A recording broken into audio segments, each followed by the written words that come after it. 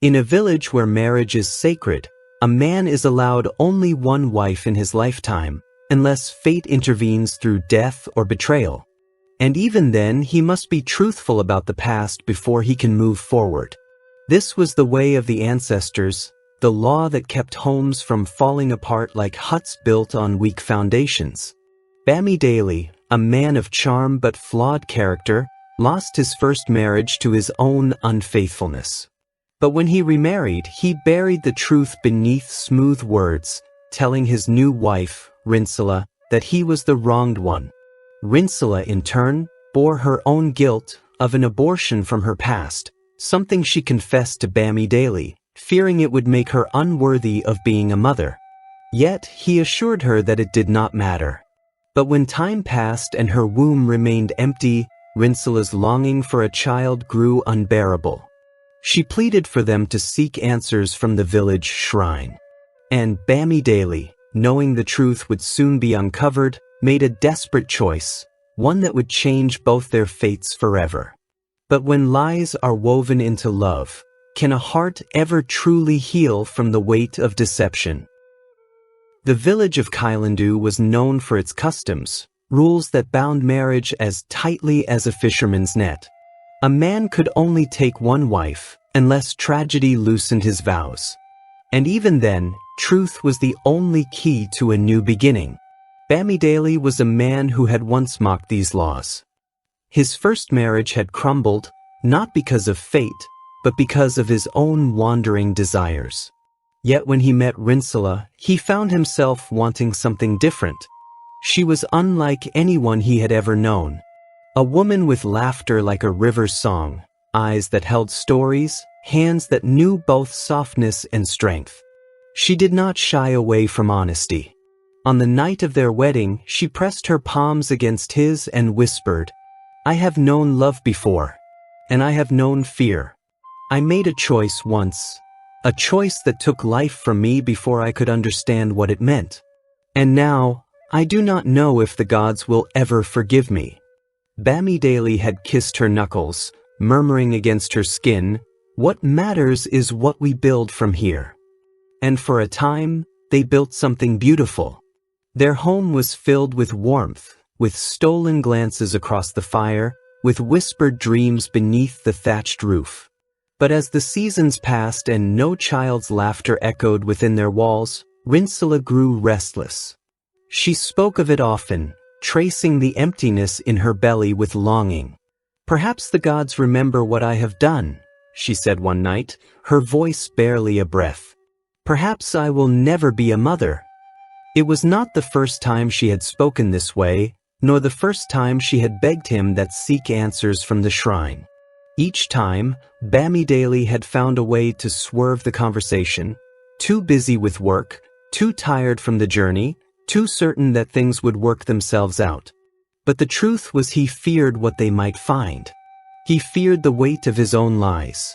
Bamidele said nothing, because he knew the truth. It was not the gods who had cursed them. It was him. He should have told her then. But the fear of losing the woman he loved held his tongue. And so he wove his first deception. One afternoon, he invited his nephews to stay with them. 5 boys, wild as the wind, loud as the market square. He whispered to them before they entered the house, slipping small coins into their eager hands. "Do as you please. Run, fight, make noise, destroy things. Be stubborn." And they did. They upturned baskets, splashed water onto the floor, played loudly through the night. They bickered over food, tore through the yard with reckless delight.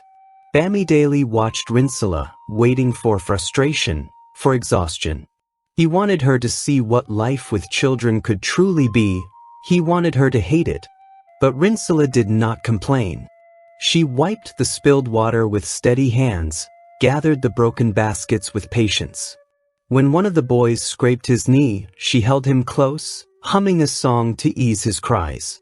And when, at last, the boys returned to their home, Rinsula sat in silence. Not with relief, but with sorrow. "The house is too quiet," she murmured. "It feels empty." Bamidele clenched his jaw. His trick had failed. She still wanted children. So he tried another way. He brought her gifts, beads carved from the finest stones, wrappers woven in colors that mimicked the sunset. He spoke sweetly, promised that soon, very soon, he would make time for them to visit the shrine. And for a while it worked. Rinsula smiled, her hope rekindled, and Bamidele breathed easier. But time stretched thin, and her patience wore down. The restlessness in her eyes grew, the quiet between them thickened. He had bought himself time with that lie, but now even that was slipping from his grasp. Desperation now gnawed at him. If he did not stop her, she would push further. She would ask questions. And so, he played his second hand. One night, after Rinsula had wept into his chest, pleading for answers, he took her to the village shrine. The priest cast his stones, whispered to the spirits. Bamidele had already slipped him payment, already written the words he needed to say. The old man's gaze settled on Rinsula. The gods have spoken. The fault lies within you. You shall never have children. Rinsula staggered as though struck, tears pooling in her wide eyes. Bamidele held her as she collapsed against him, murmuring hollow reassurances. Inside, relief cooled his panic. She would not suspect him now. And yet, as she wept into his chest, a terrible weight settled in his stomach. He had done this.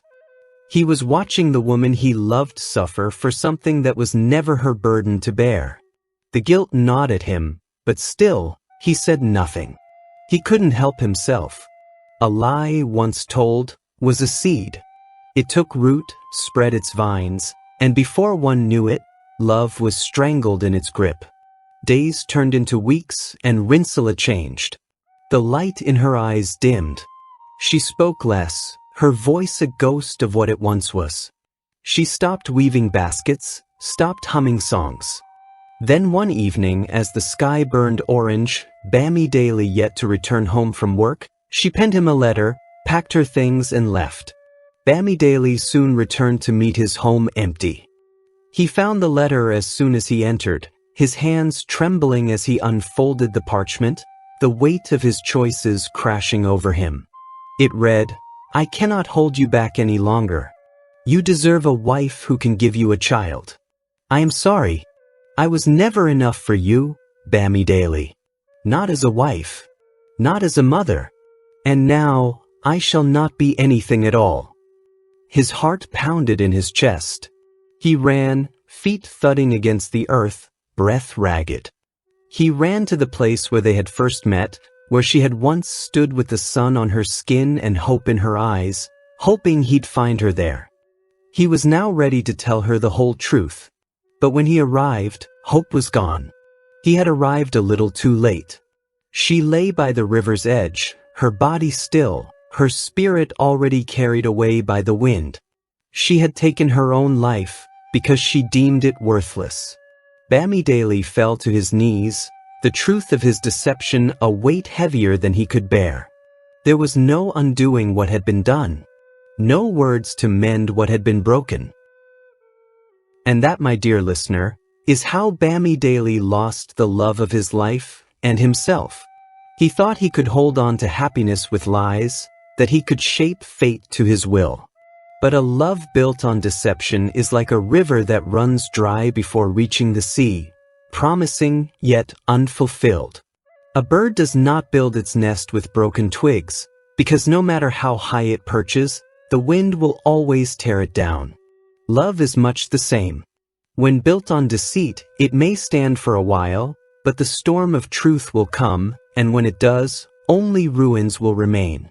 Like the elders say, let honesty be the foundation upon which love is built, for lies are like cracks in a pot, small at first, but growing with time until the vessel shatters beyond repair.